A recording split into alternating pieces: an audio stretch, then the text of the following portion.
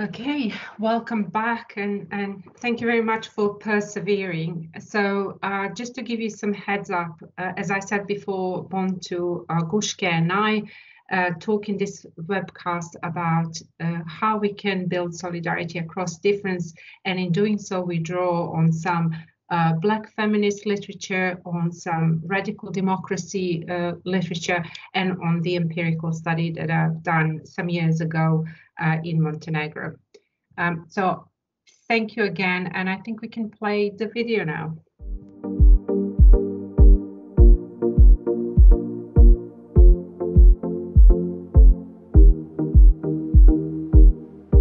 Looking historically, the streets have always been the key political domain for women predominantly, but now the protests and movements around the world seem to arise as the most important political terrain for majority of people and as the most effective tool for seeking justice too. And such state of affairs suggests that there is a rupture within the democratic fabric and the ways in which so-called popular sovereignty is enacted around the world. There's no doubt that there is a democracy deficit.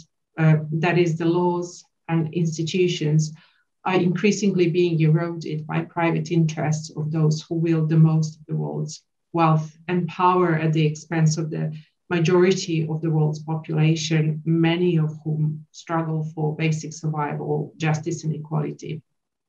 So such deficit and rupture is noticeable in the movements around the world. For instance, against those movements against the land enclosures in Latin America, privatization and shrinking of the public sector from post-socialist countries in Europe to post-colonial context in the global South, movements against racial oppression, such as Black Lives Matter, movements against exploitation of the environment, Extinction Rebellion would be an example of that, or, against exploitation of workers and, hospitality worker strikes in the UK recently is a testament to that, and so on.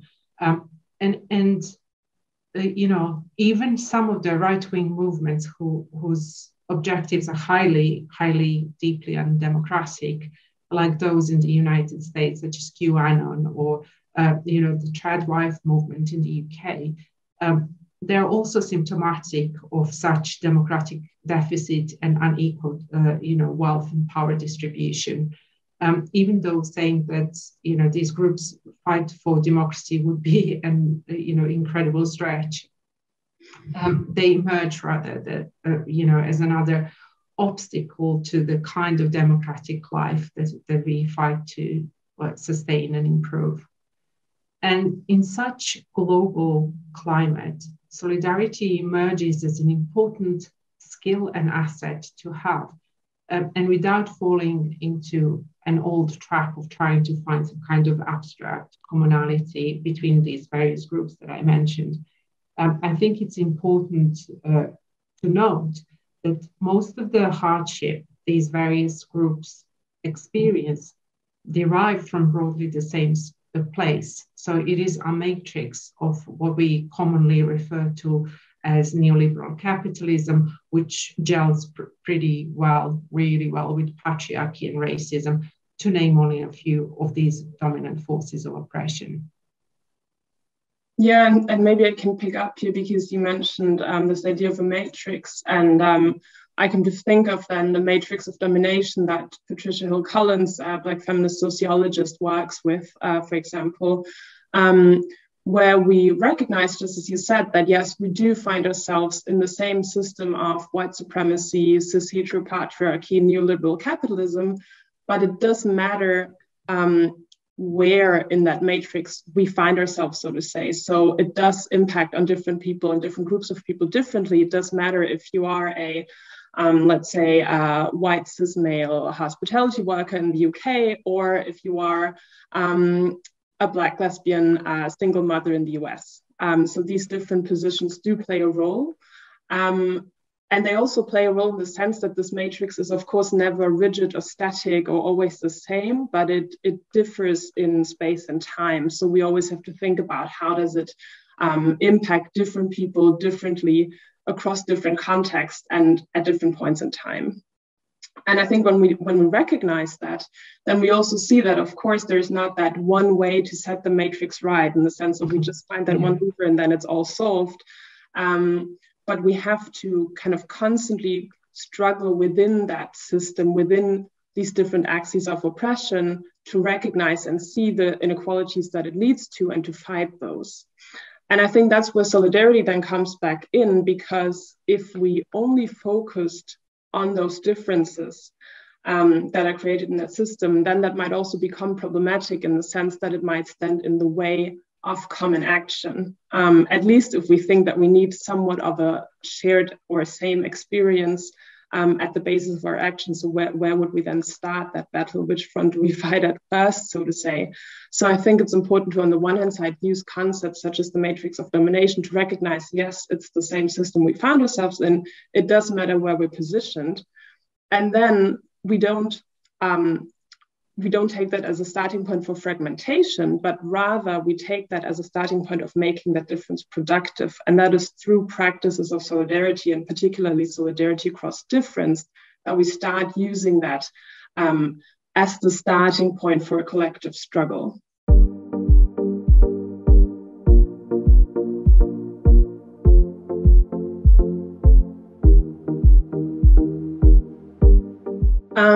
Yeah, I think there definitely are groups, and I'm thinking here of right-wing movements, nationalist movements, that do kind of try to use or misuse that idea of equality in the sense of sameness. And what they then try to do is to create unity based on commonality. So in the sense of saying there's a certain we or us against them. And that we or us is imagined as quite homogenous. And that is the group you're supposed to be in solidarity with against that group that is othered and that is seen as different.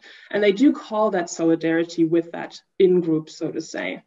But then on the other hand, there is an understanding of solidarity, and that's the one that I work with, or that I think is important, that comes more from a Black feminist and postcolonial conception of that idea of solidarity, and that also says, yes, we do need mutual commitment, but that mutual commitment doesn't need to be based on homogeneity or sameness or the same standpoint, but quite to the opposite. It's a collective struggle for a mutual commitment that is grounded within multiple viewpoints, multiple knowledges. So it's kind of saying yes to shared action, and also at the same time, yes to maintaining internal particularities. And I think that's kind of the important difference between the two.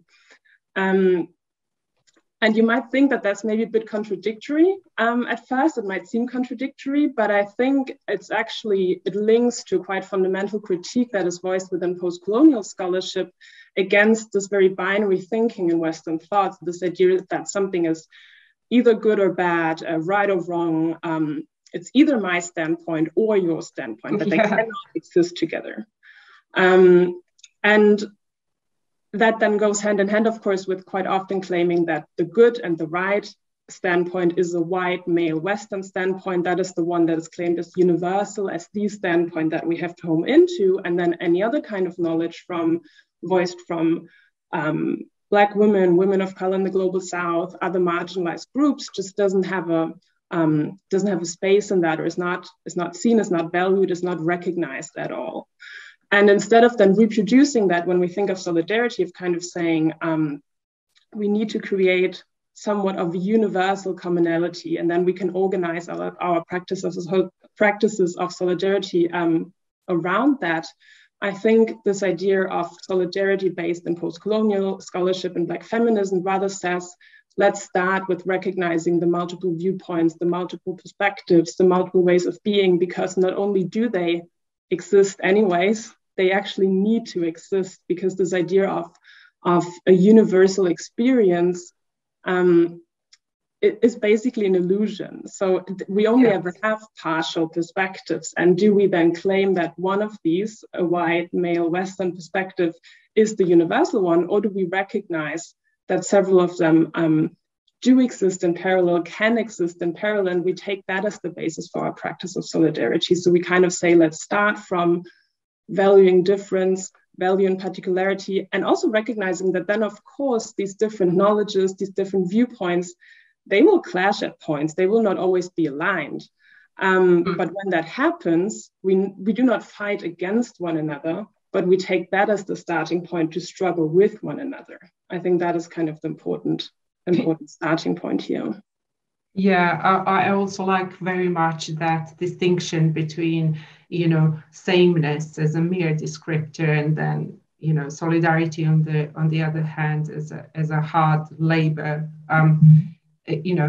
totally different, two different things. I thought before we move on to that kind of nitty-gritty of solidarity across and through difference, I would just like to perhaps expand a little bit more on the shortcomings of focusing exclusively on particularities and potential benefits of considering provisional commonalities, so that people don't think that we kind of advocate one, at the expense of another, or ditching them altogether.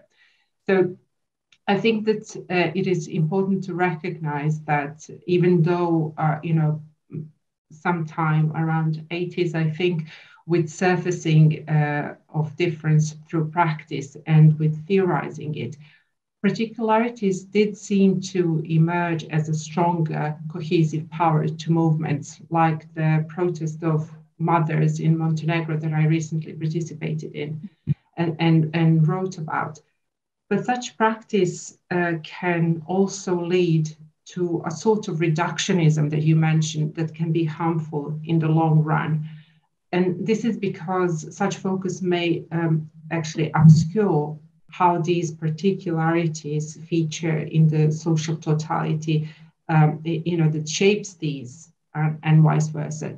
So we need to, I suppose, ask ourselves, how and why is it that being, to borrow your example, a Black lesbian single mom, or add here any kind of social category, why is it that these are enacted in the way they are in a particular time and space? Yeah. Or, to better say why they're inter-enacted in these ways, because these categories may be distinguished analytically. We like to do that as academics, but not, actually in practice. And in addition to this, I think it's important to ask, why is it that certain nodes of oppression enjoy greater continuity than others?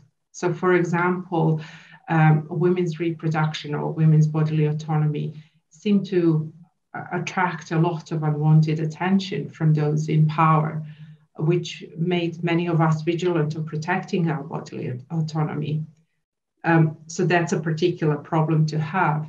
But then on the other hand, we also need to ask, why do women's bodies matter so much to those in power? Mm-hmm. That is, what forces place our bodily autonomy in jeopardy time and time again? Yeah.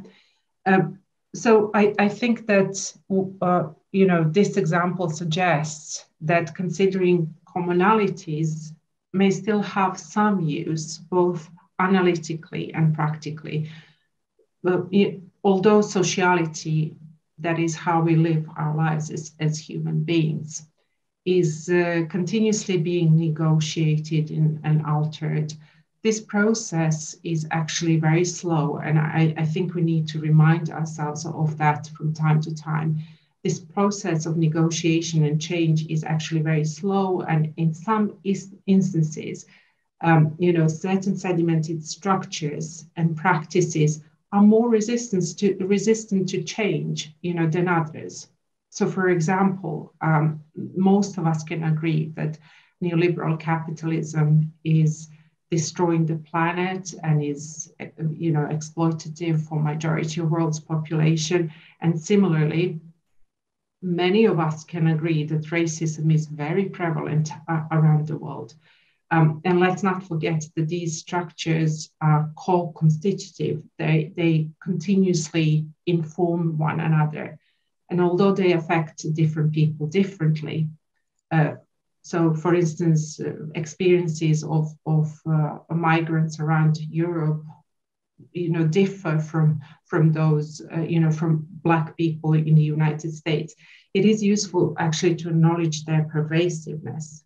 It is useful to acknowledge their persistence, and that they stem from the same kind of exclusionary logic. But on the other hand, it's also worth acknowledging that this, let's call it neoliberal racism, does not oppress, equally, either in kind or intensity. So, for instance, the oppression of Black people and, the oppression of gingers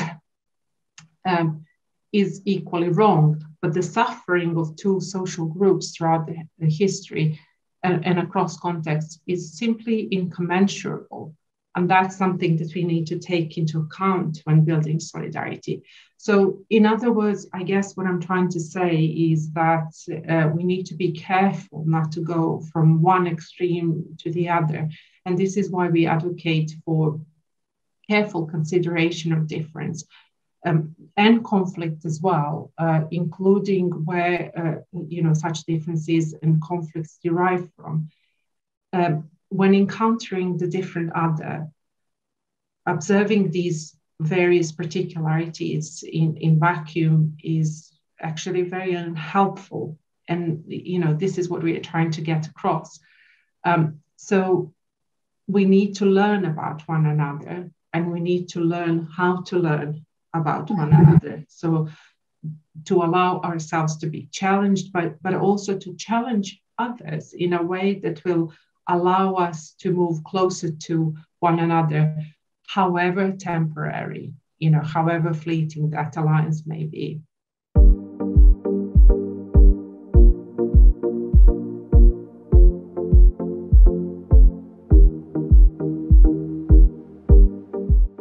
I think one really important keyword here is struggle.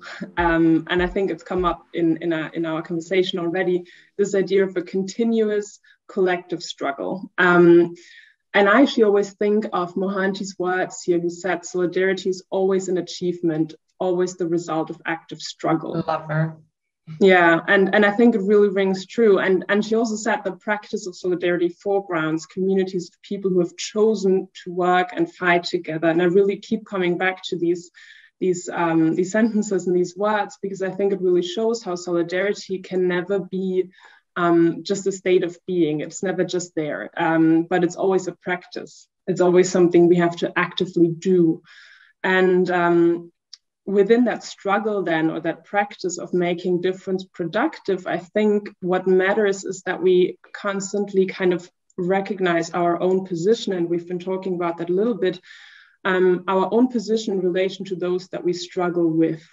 You just said we have to learn to kind of get to know each other, so we have to learn to also recognize or know ourselves, I guess, to see, if we think back to the matrix of domination, where are we positioned in these axes of power?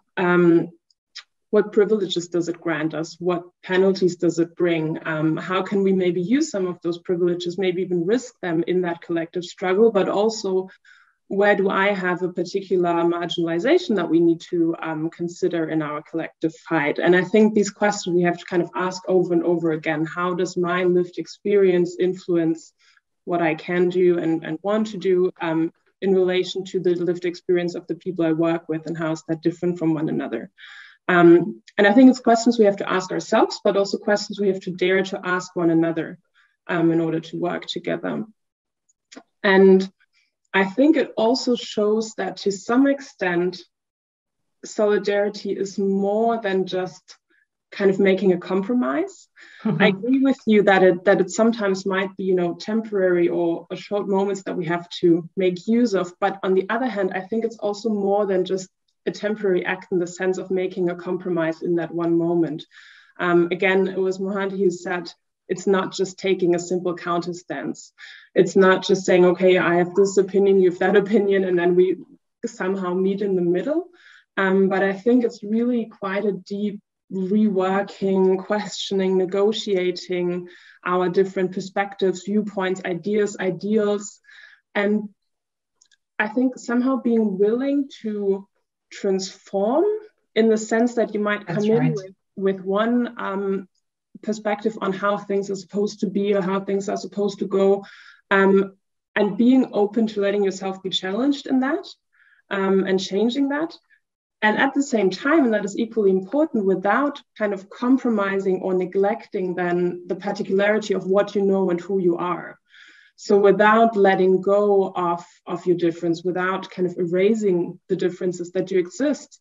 And I think that is kind of the balance that you have to strike. And that is probably really hard and really difficult and painful also. And it's probably one of those things that is way easier said than done, or easier in theory than it is in practice and in practicing solidarity. And in the end, solidarity, as I started with, is a practice and is something you do. Yeah, absolutely. Spot on. So in practice, such reflexive work is, somewhat messier and more haphazard, which makes solidarity building very challenging. And this is where most of the struggle you mentioned unfolds, I think. So unlike academia, where we have time, on our hands to question and prod and, problematize, in movement, such work often unfolds hand in hand with action, provided that there is that political will to do something together in the first place, that we talked about. And in such action, our differences, that is our, very partial worldviews that we hold, our affiliations, our political stances, and so on, they are mobilized instinctively, right? They're mobilized almost habitually. And once they're mobilized, they clash. They clash with those of others. And this is precisely where the real solidarity work begins or ends, when we don't know how to utilize conflict to generate a more permanent alliance. So in my work, I argue that ex-ante literature tends to downplay the potential of this different-based conflict as a kind of resource for building some solidarity rather than an obstacle to it. Instead, focusing on either particular or common experiences that we talked about.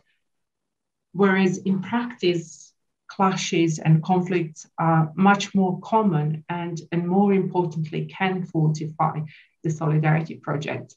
So in one of my papers, I draw insight from this protest of mothers that I mentioned before. So to provide just some brief background. So these mothers of 3 and more children were granted a lifelong financial benefit as a kind of political ploy of the incumbent government to secure their wants. Now, the catch was that in order to qualify, they had to renounce employment and pensions.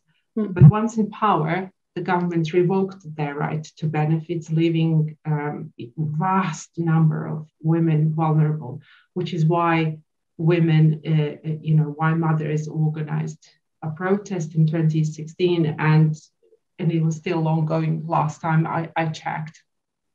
So during this time, feminists such as myself did not initially support this right to benefits because we thought that it is condemning women to private sphere and barring them effectively from participating in labor market or public sphere in general. And, many of us were also cautious about aligning ourselves with, this very particular cause, of motherhood, and aligning ourselves with protesters who explicitly drew on some of the conservative patriarchal discourses surrounding motherhood. However, the fact that many of those women actually depended on these benefits for basic survival prompted us to rethink the way to unite in a solidarity project. And, you know, from the onset of our collaboration, we were very much aware of how different we are as groups. And I guess in anticipating resistance from others on various grounds in our discussions about, you know, possibility of allying, we were in fact further underlining these differences that existed between us. So we ended up caught in a form of political stasis for quite some time, despite the intention of lending support, you know, in principle. So we simply didn't know how to, you know, lend our support on the one hand, and mothers, on the other hand, didn't know how to ask for it or accept whatever backing we were prepared to offer at the time.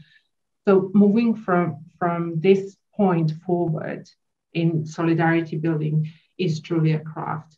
And of course, you know, we always need to question ourselves. We need to ask ourselves, who is worth or safe allying with, so that our efforts are not futile.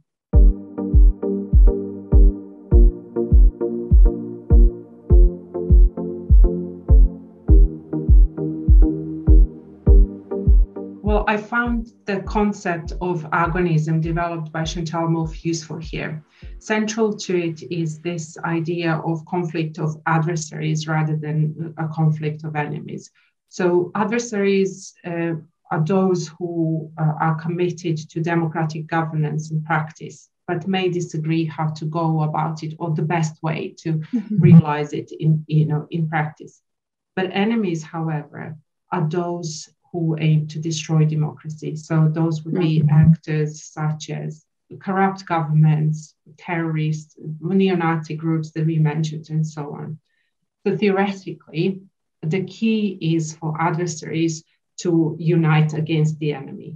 But this is not to say that adversaries have to follow that sameness recipe that you talked about before. So in practice, each adversarial side will seek to establish its own hegemonic order, which is why in practice we often see the constellation of us standing, in adversarial relation to a hegemonic constellation of them. However, I think it's important to underline here that the relation is not defined in terms of this reified commonality, but is in fact a structural condition of democratic practice where us and them are always in the process of formation and reformation. So such conflictual engagements also entails accepting, this is going to sound very counterintuitive, but this conflictual engagement also entails accepting exclusion as an inevitable part of forging solidarity. Now, this should not be understood as some kind of free license to denigrate views and experiences of others, but it is an acknowledgement of the need in any collective for the external force against whom the group may constitute themselves, constitute their emergent agency. So in my study, both mothers and civil sector practitioners might have excluded one another and continued their work independently, and that would be okay. But instead, through struggle and through discovery, they constituted an alliance in a negative relation to a very corrupt government. So that was, in this kind of solidarity project, a shared enemy. So in practice, the solidarity between these two groups began forming through an affective response to one another. And I term this exposing. So exposing is a pre-verbal form of solidarity building where adversaries engage in a kind of visceral and embodied reevaluation of their political stances. So in practice, this is that moment where, where we become aware of our mutual vulnerability through mere encounters in the street, where abstract adversaries materialize into being of flesh and blood with their own struggles and with their own grievances. So this kind of exposure is a precondition to any meaningful dialogue and any kind of possibility of shaping one another in a way that would enable alliance to hold. So we could think about it as a gateway to the learning about one another that we mentioned before. Mm-hmm. Mm-hmm. And even though this is an effective kind of encounter, I should say that this is far from being a pleasant experience. It involves a lot of conflict, a lot of uncomfortable questioning, or reworking your stances and identifications and so on. But this is what makes the dialogue possible, and it makes all the difference. And then you could say that the alliance has taken root when adversaries begin drawing on each other's differences to formulate and articulate demands. And I term this phase citing, because we draw on each other's kind of discursive resources to formulate our political stances and demands. And finally, inhabiting is a stage of solidarity building that makes the alliance more permanent. So this is where we share in each other's pain and hardship, and where we exercise a meaningful form of compassion. So this is where you can, you borrow your voice and your body to someone who is silent, or someone who, can't stand in the street, or you participate in a hunger strike, or march with one another in, slate rain or against police cordon. So it is through these experiences that adversaries actually fortify one another to create a new amalgamated political subject. So it has to be meaningful. We have to share in each other's experiences to be able to do that. And I guess just to go back to the enemies. I think this is something that would be impossible to do with someone who subscribes to counter-democratic values. Absolutely. And I really like how, I think that works really well to differentiate between adversaries and enemies in that sense of thinking about who do we struggle with. And I really love how you outlined that whole process of what all the work that involves. Yeah. And then who do we fight against or struggle against? So kind of thinking of when do we put our energy into fighting or struggling together, and when do we put our energy into really fighting against someone?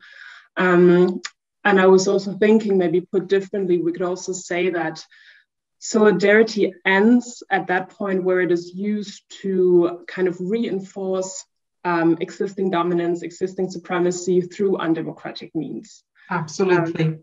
And then I think we come back to where we started off in the beginning with, for example, the right-wing movements, where we said, well, the forming of some of them might be equally based in the inequalities and the injustices that exist within the system, but their response to that, first of all, works through undemocratic principles, and it does so in order to reinstate the dominance of those who see as part of their us group, of the same group, and against those and suppressing those who they see as different.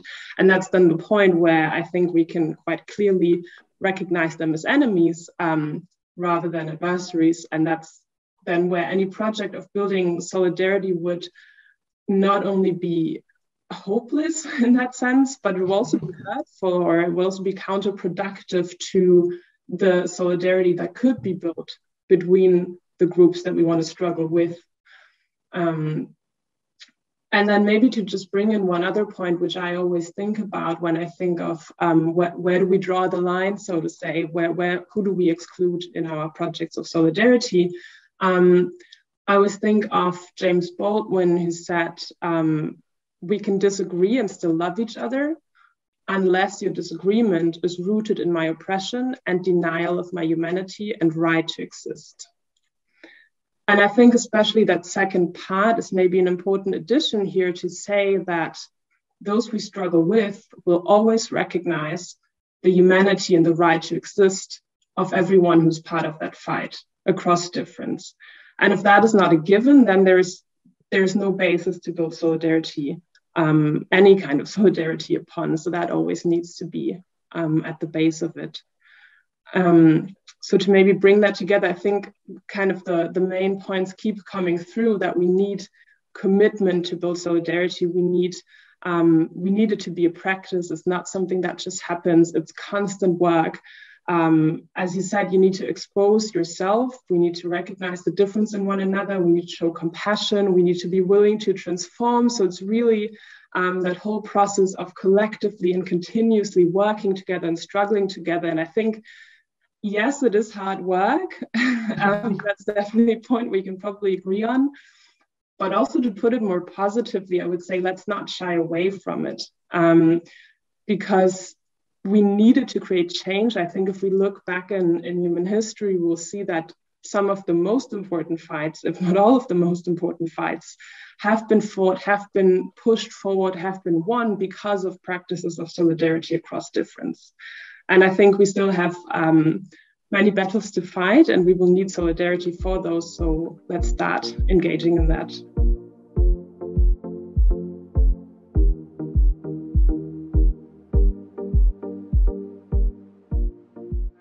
Thank you for your solidarity, and thank you for all these wonderful comments in chat. I will try to engage with as much as possible, but also in mind of allowing you to have rest before our closing keynote. So, Owen, your comment about how the states intervene in reproduction and bodies because capital can't go there, only to production, but that the end goal is reproducing capital. I think that's a very, very strong point. And I'm going to draw here on Silvia Federici, who said how these huge structures, such as state, market, and church, in the case of her book, are actually in cahoots. I love that she used that word, cahoots. So they support one another to consolidate the kind of exploitative power, which is then used to generate more profit. It is important to state here that neither of these structures is intrinsically patriarchal, but patriarchy just lends itself as a very useful tool for such exploitative work, because it is a vehicle for obtaining labor power and for keeping it under control, because we haven't yet invented the way to produce human life other than through women's bodies. So yeah, these structures just actually work together towards those exploitative ends. Yeah, I hope I answered your question there, but if you want to kind of open your mic and link to it, that would be great. Or not.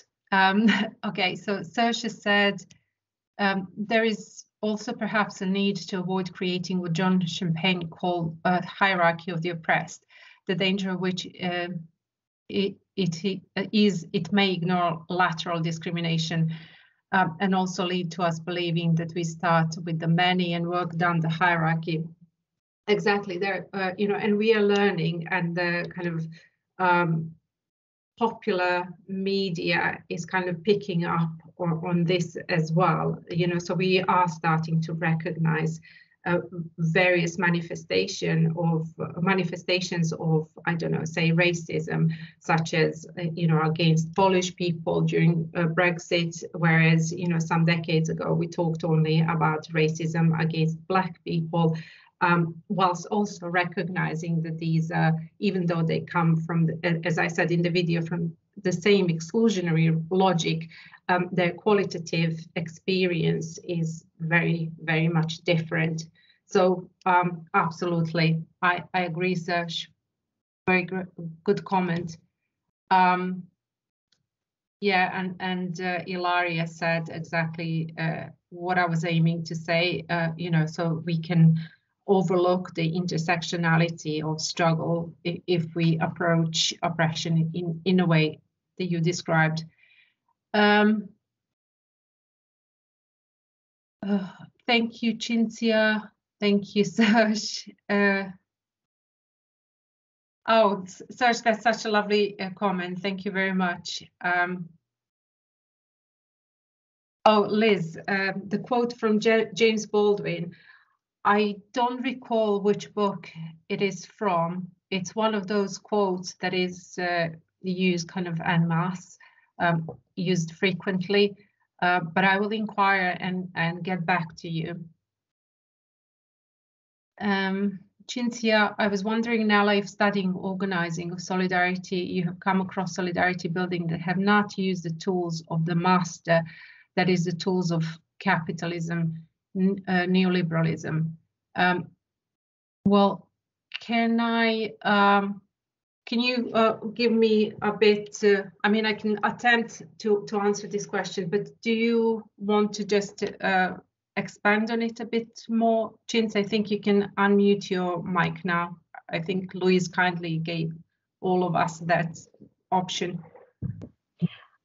Yeah, no, thank you, Nela. By the way, I think it's possibly you've hinted, some of the sort of aspect or the parts of the answer, but it's mainly whether there has been proper solidarity, because sometimes solidarity of some groups result in I suppose it's also what Sergio was saying, was of the comments, results in oppression of other, and if not groups, or other individuals at least. Yeah, I think that happens all the time. I think, I talked a little bit about that exclusion of the enemy, but exclusion is also something I didn't touch upon in the video, but I do talk about it in my other work.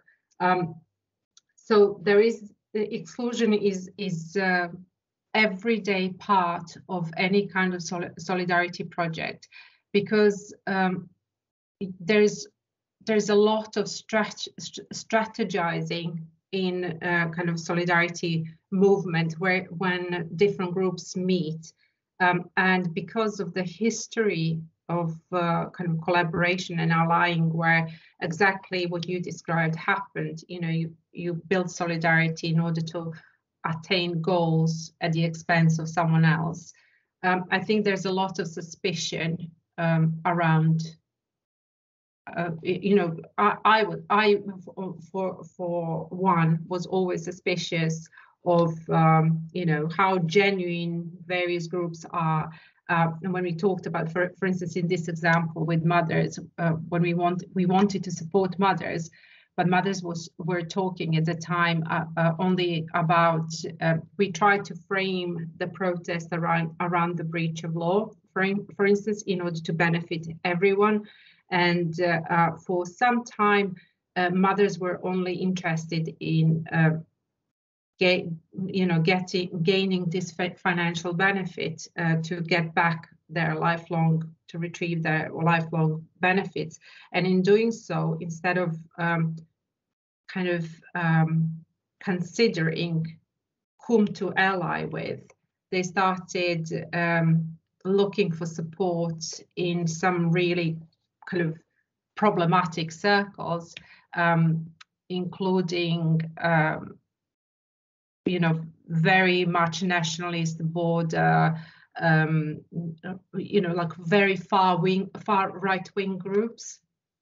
And despite that, we were adamant, to do kind of an emancipatory work, if you like, through that struggle with them to say, okay, you may align with far-right opposition, that may lead you to gaining more benefits, but actually, is this the outcome that you want? Can we do something that can benefit majority of us, such as protect the rule of law and actually frame our demands around the problem of the breach of the rule of law, because once given right, lifetime right cannot be revoked on a whim. That's by definition breach of rule of law. So we were trying to kind of start dialogue around the rule of law and democracy and equality,